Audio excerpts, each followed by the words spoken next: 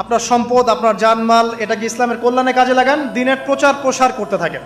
আক্রমণাত্মক হবেন না, শৈথিলতাবাদীও হবেন না, চরমপন্থী হবেন না, আবার এই যে গোলালু মার্কাও হবেন না। গোলালু কি মানে সব তরকারিতেই চলে। যখন দেখবে যে একটা বিষয় আসছে, আস্তে করে পাশ কেটে এমন একটা বিষয় নিয়ে কথা বলা শুরু করবে যেটার সাথে এখনকার বিষয়ের কোনো সম্পর্ক নেই। দেখবেন যে পুরো বিশ্বে একটা বিষয় চলছে, দেশে একটা বিষয় নিয়ে গরম, তখন দেখবেন কথা হচ্ছে মেয়েরা নেল পালিশ দিতে পারবে কিনা। আরে সুশ্রী মার্কা ইসলাম নিয়ে চলার দরকার নেই। যখন যেটা সামনে আসবে এটা ফেস করতে হবে, এবং সেটা চরম পন্থায় না, আক্রমণাত্মকভাবে না, মানুষকে হিকমার সাথে, নসিহতের সাথে ঠান্ডা মাথায় যুক্তি প্রমাণ দিয়ে বুঝাতে হবে। এরপর যারা বুঝবে আলহামদুলিল্লাহ, যারা বুঝবে না এদের দায়িত্ব কারো হাতে? আল্লাহর হাতে। আল্লাহ পাক হয় গজবে শেষ করবেন, না হলে আল্লাহ পাক চাইলে হেদায়েতও দিতে পারে, এটা আল্লাহ পাকের এখতিয়ার।